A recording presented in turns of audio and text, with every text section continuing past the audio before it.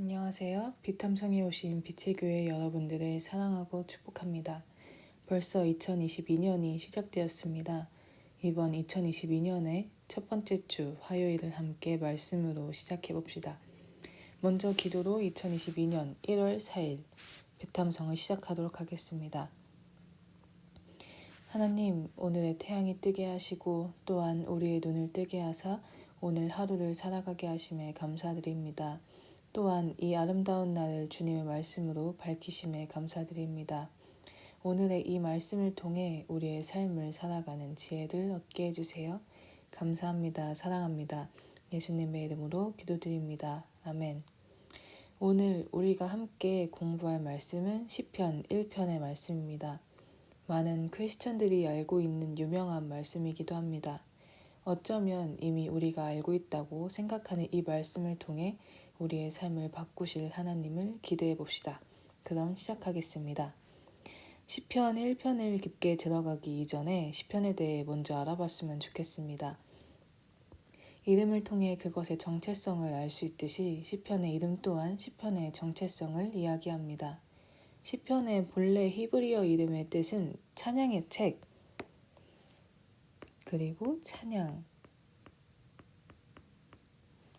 뜻입니다. 그러므로 시편은 하나님을 찬양하는 책이라고 볼 수 있습니다. 그럼 시편의 목적은 무엇일까요? 시편의 목적은 많은 찬양들을 통해 왕이신 하나님의 왕권을 나타내는 것입니다. 그렇게 하기 위해 시편은 의인에게 상을 주시고 악인을 벌하실 심판주 하나님을 보여줍니다. 이 내용은 시편 서두인 시편 1편과 2편 그리고 거의 끝인 시편 145편에 나타나 있습니다. 따라서 시편 1편은 시편 2편과 함께 시편을 소개하고 있는 것입니다. 1편은 사람에게 상을 주고 벌하실 수 있는 하나님의 왕권에 대해 이야기합니다. 이것이 시편 이야기의 시작입니다. 이 하나님의 권위는 시편 2편에서 왕들마저 순종해야 하는 높으신 하나님의 왕권까지 확장됩니다. 시편 전체의 맥을 잡았다면 이제 시편 1편을 깊게 살펴봅시다. 시편 1편은 악인과 의인의 길 그리고 운명에 관한 것입니다. 의인과 악인을 비교함으로써 그 특징과 운명을 보여주고 있습니다. 하나씩 읽어가며 함께 아래에 있는 표를 채워봤으면 좋겠습니다. 시편 1편 1절부터 2절을 읽으며 표의 첫 번째 부분을 함께 채워봅시다. 시편의 저자는 다윗, 시편 저자인 다윗은 생활 방식을 통해 의인과 악인을 비교합니다.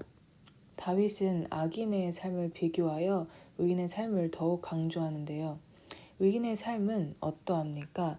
1절을 먼저 보겠습니다. 1절 복 있는 사람은 악인의 꾀를 따르지 아니하며 죄인의 길에 서지 아니하며 오만한 자의 자리에 앉지 아니하며. 아멘. 의인의 삶은 1번 가지 말아야 할 곳을 가지 않는 삶입니다. 이러한 삶과 반대되는 삶이 악인의 삶입니다. 저자는 또한 이 악인을 죄인 그리고 오만한 자라고도 이야기합니다. 악인의 삶은 어떠한가요? 1절에서 본 것과 같이 악인의 삶은 자신의 꾀를 따르고 자신의 길에 서고 또한 자신의 자리에 앉는 삶을 살아갑니다. 즉 악인과 죄인과 오만한 자의 삶은 자기 삶의 주인 되어 자기가 원하는 대로 살아가는 삶이라는 겁니다. 그러나 의인은 어떠한가요? 2절을 한번 읽어보겠습니다. 오로지 주님의 율법을 즐거워하며 밤낮으로 율법을 묵상하는 사람이다. 아멘. 바로 의인의 삶은 주님의 율법을 즐거워하며 율법을 묵상하는 삶입니다. 또한 악인의 길을 가지 않죠. 의인은 즉 하나님의 법을 따르는 삶을 살아갑니다. 즉 의인은 하나님의 왕권을 인정하고 순종하는 삶입니다.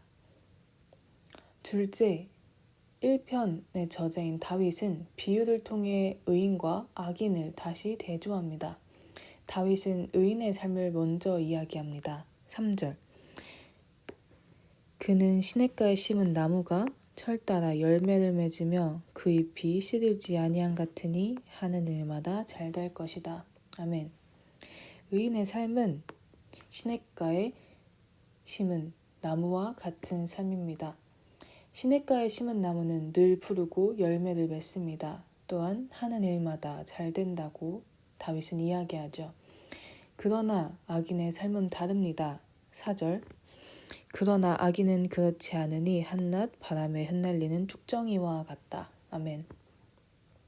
쭉정이는 겉은 곡식 같으나 속에는 열매가 있지 않는 삶이죠. 그러기에 악인의 삶은 바람에 흩날리는 쭉정이라고 이야기하는 그러한 삶입니다. 다시 말해서 의인은 열매를 맺는 삶이고 악인은 열매를 맺지 못하는 삶이라고도 할 수 있습니다. 끝으로 다윗은 의인과 악인의 운명이 다른 것을 보여줍니다. 시편 1편은 악인의 마지막은 이와 같다고 5절에서 이야기합니다. 그러므로 악인은 심판받을 때 몸을 가누지 못하며 죄인은 의인의 모임에 참여하지 못한다. 아멘. 의인과 악인의 삶의 결론을 다윗은 또한 한 문장으로 6절에서 이와 같이 이야기합니다. 그렇다. 의인의 길은 주님께서 인정하시지만 악인의 길은 망할 것이다. 아멘.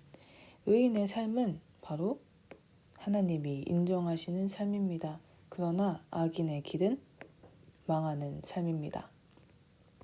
이것을 우리의 삶에 어떻게 적용하면 좋을까요? 그저 잘 되는 삶은 의인의 삶이고 망하는 삶은 악인의 삶이라고 적용해야 할까요? 우리 모두가 그것이 아님을 욥기를 통해 공부하며 알아가고 있을 것입니다. 우리의 적용은 의인과 악인의 운명이 아닙니다. 왜냐하면 오직 하나님만이 이 세상의 왕이시고 오직 하나님만이 심판하시는 심판주이시기 때문입니다. 만일 우리가 먼저 누군가의 삶을 보고 판단한다면 하나님의 왕되심을 찬양하라는 시편의 목적에 반대되는 적용일 것입니다. 따라서 우리의 적용은 바로 삶, 그 자체에 집중하는 것이어야 할 겁니다. 우리가 살아가야 하는 의인의 삶은 버려야 할 것은 버리고 오직 하나님만을 따라 사는 것, 하나님의 왕권을 존중하며 살아가는 삶입니다. 시편 1편은 이 의인의 삶을 복 있는 삶이라고 또 이야기를 합니다.